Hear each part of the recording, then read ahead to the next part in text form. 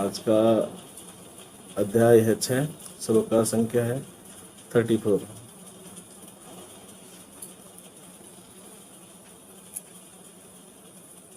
चंचलम ही मन कृष्ण प्रेमाधिबलवदढकम् तस्याहं निग्रहमन्ये वायोरिव सुदुष्करम्। शब्दार्थ: चंचलम चंचल, ही निश्चय ही, मन कृष्ण हे कृष्ण, प्रेमाधि विचलित करने वाला, शुद्ध करने वाला, बलवत बलवान, दृढ़म दुराग्रही हटीला, तस्य उसका, अहम मैं, निग्रहम वश में करना, मन्ने सोचता हूँ, वायु को, इव तरह है, सुदुष्करम कठिन। अनुवाद और तात्पर्य श्री रूपा जी के द्वारा। श्री रूपा जी की जय।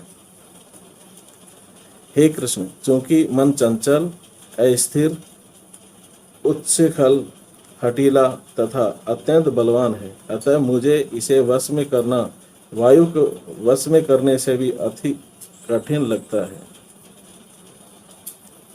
तो यहाँ पर जो अर्जुन है वो इसमें भगवान कृष्ण को बता रहे हैं, क्योंकि इससे पहले भगवान कृष्ण जो हैं यहाँ पर 32वां श्लोक तक, मतलब 11 श्लोक से 32वां श्लोक तक भिन्न प्रकार के जो हैं योगों के द्वारा भगवान को प्राप्ति करने के लिए और युद्ध करने के लिए प्रेरित कर रहे हैं भगवान, वो अर्जुन को भगवान। तो अब यहाँ पर 33वां श्लोक में भगवान जो हैं वो जो अर्जुन है वो भगवान को बोल रहे हैं कि यहाँ पर ये कह रहे हैं कि जो ये आपने जो ये मेरे को बताया है कि मैं कैसे इसको करूं, क्योंकि जो मन है वो हमेशा चंचल रहता है और अव्यवहारिक रहता है, मतलब असहनीय है, जो सहन भी नहीं कर सकता। तो ये जो योग जो बता रहे हैं भगवान, योग पद्धति, इसके लिए अर्जुन है जो, मतलब हमारे लिए कह रहे हैं। जो अर्जुन है वो तो क्या है कि भगवान के भक्त हैं, सखा हैं, तो वो तो इतने बड़े भक्त हैं कि वो कुछ भी कर सकते हैं। लेकिन उनको पता था कि यहाँ कलयुग में जो हमारे जैसे होंगे और मेरे जैसे खासकर होंगे कि यहाँ पर जो उनको बहुत दिक्कतें आएंगी, तो वो नहीं कर पाएंगे योग पद्धति। तो इसलिए वो पूछ रहे हैं कि मैं ये नहीं कर सकता। तो उसे ही अब ये आ गया है कि अर्जुन जो हैं वो भगवान को कह रहे हैं कि यहाँ पर अर्जुन जो हैं उनको 4 जो है फीचर्स जो बता रहे हैं कि ये जो है मन है चंचल है, और एक है प्रेमाथी, मतलब क्या कहते हैं पागलपन, ठीक है, और जो मतलब विचलित करने वाला, दूसरा है कि बलवान है, और तीसरा और चौथा है हठीला, मतलब दृढ़ करने वाला, हट करने वाला। तो अर्जुन यही कह रहे हैं कि भाई मैं जो हूँ, भगवान को बोल रहे हैं कि मैं जो हूँ वायु को कंट्रोल में कर सकता हूँ, लेकिन जो ये मन है इनको मैं कंट्रोल में नहीं कर पाऊंगा। तो तात्पर्य एक बार पढ़ लेते हैं। मन इतना बलवान तथा दुराग्रही है कि कभी कभी यह बुद्धि का उल्लंघन कर देता है, यद्यपि उसे बुद्धि के अधीन माना जाता है। इस प्रकार जगत में जहाँ मनुष्य को अनेक विरोधी तत्वों से संघर्ष करना होता है, उसके लिए मन को वश में कर पाना अत्यंत कठिन हो जाता है। कृत्रिम रूप से मनुष्य अपने मित्र तथा शत्रु दोनों के प्रति मानसिक संतुलन स्थापित कर सकता है, किंतु अंतिम चरण में कोई भी संसारी पुरुष ऐसा नहीं कर पाता, क्योंकि ऐसा कर पाना वेगवान वायु को वश में करने से भी कठिन है। वैदिक साहित्य कठोपनिषद 1.3.3 एंड 4 में कहा गया है,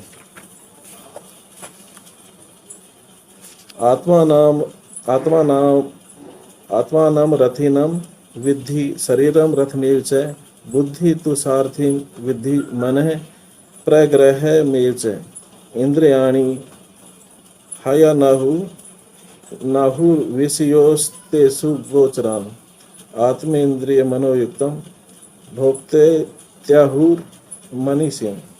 प्रत्येक व्यक्ति इस भौतिक शरीर रूपी रथ पर आरूढ़ है और बुद्धि इसका सारथी है, मन लगाम है तथा इंद्रिया घोड़े हैं। इस प्रकार मन तथा इंद्रियों की संगति से यह आत्मा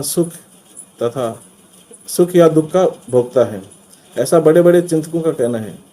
यद्यपि बुद्धि को मन का नियंत्रण करना चाहिए, किंतु मन इतना प्रबल तथा हठी है कि इसे अपनी बुद्धि से भी जीत पाना कठिन हो जाता है। जिस प्रकार की अच्छी से अच्छी दवा द्वारा कभी कभी रोग वश में नहीं हो पाता, ऐसा प्रबल मन को योगाभ्यास द्वारा वश में किया जा सकता है। किंतु ऐसा अभ्यास कर पाना अर्जुन जैसे सांसारिक व्यक्ति के लिए कभी भी व्यवहारिक नहीं होता, तो कभी आधुनिक मनुष्य के संबंध में क्या कहा जाए। यहाँ पर प्रयुक्त उपमा अत्यंत उपयुक्त है। झंझावात को रोक पाना कठिन होता है और उछल मन को रोक पाना तो और भी कठिन है। मन को वश में रखने का सरलतम उपाय जिसे भगवान चैतन्य ने सुझाया है, यह है कि समस्त धन्यता के साथ मोक्ष के लिए हरे कृष्ण महामंत्र का कीर्तन किया जाए। विधि यह है, सैवे मन कृष्ण पदारविंदो। मनुष्य को चाहिए कि वह अपने मन को पूर्णतया कृष्ण में लगाए, तभी मन को विचलित करने के लिए अन्य व्यवस्थाएं शेष नहीं रह जाएंगी। तात्पर्य में जो श्री प्रभुपाद जी हैं वो इसमें काफ़ी जो है डिटेल में हमें समझा रहे हैं कि अर्जुन जो है वो क्या कहना चाह रहे हैं और हम क्या हैं। और इसमें ये भी बताया एग्जाम्पल देके प्रभुपाद जी ने कि आज के युग में जो है मन जो है घोड़े और सारथी और रथ के बारे में एग्जाम्पल दिया। तो कोशिश करता हूँ कुछ समझाने की कि पहले तो यहाँ पर 4 बताए हैं कि चंचल है, उछल है, बलवान है, हठीला है। तो चंचल तो यह है कि जैसे छोटा बच्चा होता है, छोटा बच्चा की क्या होता है कि एक तो वो 9 महीने अपने गर्भ में रहता है मम्मी के, फिर 8-10 महीने वो चल नहीं पाता बाहरी सांसारिक माया में आने के बाद भी। तो इतना टाइम गुजरने के बाद जब वो थोड़ा चलने लगता है तो उसकी इच्छा होती है कि मैं दौड़े दौड़े चलता रहूं, इधर उधर घूमूं। तो उस समय क्या होता है कि वो किसी की सुनता नहीं है, भाग दौड़ करता है, अपने घर वाले भी उसके परेशान हो जाते हैं। तो यहाँ पर यह है कि उसका मन जो है वो इतना लालायित रहता है कि इधर उधर दौड़ भाग करता ही रहता है वो। तो ऐसे ही क्या है कि दूसरा है प्रमाथी, मतलब विचलित रहना या चिड़चिड़ापन, तो परेशान रहता है। अगर जब वो बच्चा दौड़ भाग करता है तो क्या होता है कि अगर कोई पेरेंट्स उसको कंट्रोल करना चाहते हैं तो क्या करेगा वो कि वो इतना गुस्सा करेगा, चीज़ें इधर उधर फेंक देगा, खिलौने फेंक देगा, तो उग्र स्वभाव सा हो जाता है उसका। तो ये होता है प्रमाथी। और तीसरा होता है बलवान। और जब यही चीज़ें जब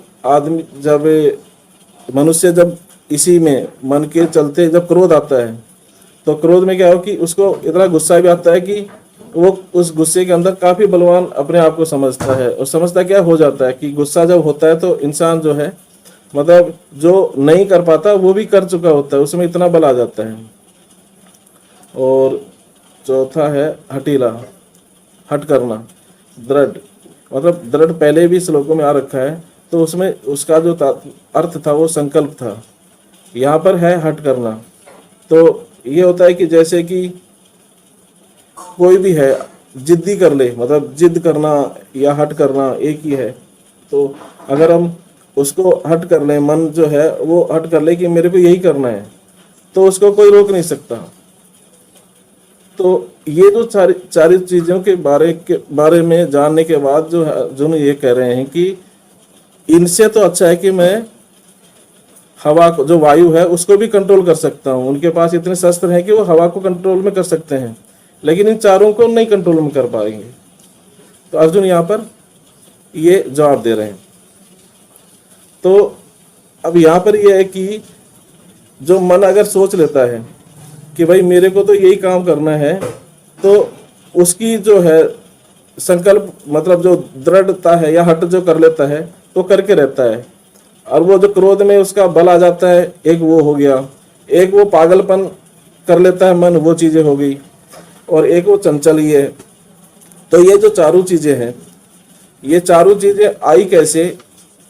तो ये जो आई, सारी चीजें जो आई हैं, वो हमारा एग्जाम्पल प्रभुपाद जी ने जो दिया, प्रभुपाद जी ने ये एग्जाम्पल दिया है कि अगर हमारे जो 5 इंद्रियां हैं वो हमारे 5 घोड़े हो गए, और 5 घोड़े के बाद में जो लगाम होती है घोड़ों की, वो हमारा है मन। और मन को जो लगाम है, जो लगाम को कंट्रोल करने वाला जो है, वो हमारी है बुद्धि, जो लगाम को पकड़ के रखी है। और जो हमारी आत्मा है वो पैसेंजर है, पीछे रथ में बैठी हुई है। तो यहाँ पर क्या है कि अगर वो लगाम को कंट्रोल हमारी बुद्धि कर लेगी, बुद्धि कंट्रोल करेगी लगाम को, तो जो हमारी इंद्रियां हैं वो हमारे कंट्रोल में रहेंगे। और अगर लगाम को कंट्रोल में नहीं कर पाई बुद्धि, तो क्या है कि घोड़े जो हैं, जो हमारी इंद्रियां हैं, वो इधर उधर भागेंगी। और भागेंगे तो क्या होगा कि जो सवारी जो बैठी हुई है, हमारी जो आत्मा है, वो आनंद नहीं होगी, वो परेशान होगी, दुखी होगी। तो ये एग्जाम्पल प्रभुपाद जी ने यहाँ पर बताया। इसके अलावा जब हमारा मन जो है, मन हमारा वश में होगा, वो मन वश में कैसे होगा? पहले तो ये होगा कि हमारी जो बुद्धि है, बुद्धि क्या है कि हमारी दूषित है, बुद्धि कमजोर हो गई है। तो मन क्या करेगा कि मन तो सोचता है, इच्छाएं हैं उसकी मन की, लेकिन मन जो करेगा वो उसको इच्छा जो होगी वो करने की चाहेगा, लेकिन क्या होगा कि बुद्धि जो है उसको रोकेगी। लेकिन रोकेगी क्या कि बुद्धि तो कमजोर है और वो दूषित हो गई है। तो मन क्या करेगा, उसकी कंट्रोल से बाहर रहेगा, और जो अपनी इच्छाएं हैं वो पूर्ति करता रहेगा। तो इसमें हम क्या कर सकते हैं? इसमें हम क्या कर सकते हैं कि हम है ना बुद्धि को जागृत कर सकते हैं। अब बुद्धि को जागृत करने के लिए ये जो ध्यान योग है और अष्टांग योग है, ये हम नहीं कर पाएंगे। ये जो है बहुत बड़े बड़े योगी हैं जो जंगल में चले जाते हैं और कई सालों तक तपस्या करते हैं। मतलब आज भी कर सकते हैं, लेकिन बहुत ही बिरले होंगे जो कर पाते होंगे। नहीं, हर कोई नहीं कर पाएगा ये ध्यान योग अष्टांग योग, और इसमें वो कंट्रोल कर ले मन को। लेकिन इसका सरल साधन ये है कि अगर हम भक्ति करें, प्रभुपाद जी ने बताया कि चैतन्य महाप्रभु ने जो सुझाया है, तो अगर हम यही भक्ति करें और भक्ति करके हम क्या करें कि हमारी बुद्धि जो सोई हुई है उसको हम जागृत करें, शुद्ध करें, तो क्या होगा कि जो हमारी आत्मा है वो आनंद रहेगी, आनंद में रहेगी।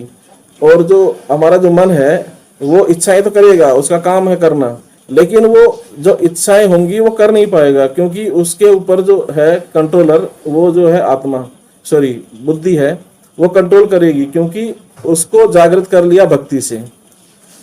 तो भक्ति से हम जागृत कैसे कर सकते हैं? हम भक्ति में काम कर सकते हैं, जैसे भगवत गीता है, भागवत है, और हमारे जो गुरु हैं, हम उनको श्रवण करें और पढ़ें, शास्त्र पढ़ें, तो हम ये चीजें जो है हम कर सकते हैं। अब क्या होता है कि इतना तो कर लिया, लेकिन बाहर जब निकलेंगे हम, तो बाहर का आवरण है जो दुनिया में है, काफी लोग ऐसे मिलेंगे कि वो परेशान करेंगे। अब फिर वापस ये हो गया कि वो परेशान नहीं करेगा, क्योंकि उसका मन है वो परेशान कर रहा है, उसका मन उसको परेशान करेगा, वो क्या करेगा, वो हमें परेशान करेगा। तो वो हमें परेशान करेगा, तो क्या है कि ये नेगेटिविटी जो है, जो मार्केट में खूब घूमेगी, मिलेगी हमें, तो उसको हम तभी कंट्रोल में कर पाएंगे, क्योंकि अगर हम बुद्धि को कंट्रोल में रखें हमारी, तो हमारा मन कंट्रोल में रहेगा। तो ये भी है कि जैसे हम एक समुद्र में एक जहाज चल रहा है, अब जहाज के बाहर जो है, पानी का जहाज के बाहर खूब पानी है, लेकिन क्या है कि अंदर पानी आएगा तो क्या होगा, पानी का जहाज डूब जाएगा। ऐसे ही अगर हमारी नेगेटिविटी बाहर की जो है अगर हमारे अंदर आएगी, तो हम क्या होगा, हमारा क्या होगा, मन का जो कंट्रोल था फिर वापस चला जाएगा, और हमारी जो बुद्धि है वापस दूषित हो जाएगी। तो वही हमारा जो भक्ति है, ये वही कार्य करती है कि हम मन को कंट्रोल में कर सकते हैं। और जो नेगेटिविटी है ये है कि अगर हम इसको कंट्रोल कैसे कर सकते हैं कि हम इतनी भक्ति को प्रगाढ़ कर लें, मतलब प्रगाढ़ इतना कर लें कि हम दृढ़ निश्चय कर लें। मतलब अगर हम इतना कर लें कि हम ये करना ही है तो करना ही है, जैसे हम सुबह उठना है 4 बजे तो 4 बजे उठना है, मतलब दृढ़ संकल्प कर लें, तो क्या होगा कि मन कुछ कंट्रोल अपने आप को थोड़ा करने देगा, लेकिन चाहेगा कि मैं नहीं करने दूं। लेकिन क्या होगा कि अगर हम खुद दृढ़ संकल्प करके और भक्ति में कंट्रोल करेंगे ना, तो ये जो बुद्धि है वो मन को कंट्रोल ही करेगी और हमारी जो आत्मा है फिर उसको आनंद मिलेगा। और उसके बाद क्या है कि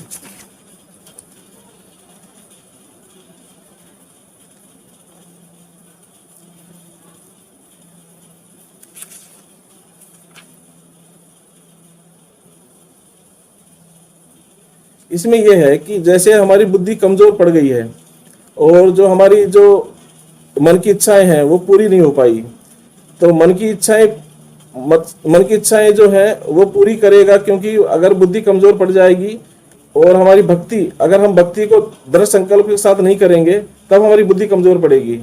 तो अगर बुद्धि को हम श्रवण के द्वारा और जो हमारा जो भागवत और भगवत गीता और जो हमारे गुरुजन जो हमें सिखाए हैं उनके द्वारा हम भक्ति को जो है स्ट्रॉन्ग भक्ति को हम करेंगे, तो हमारा जो है ये बुद्धि जो है मलिन नहीं हो पाएगी और हमारा मन जो है कंट्रोल में रहेगा।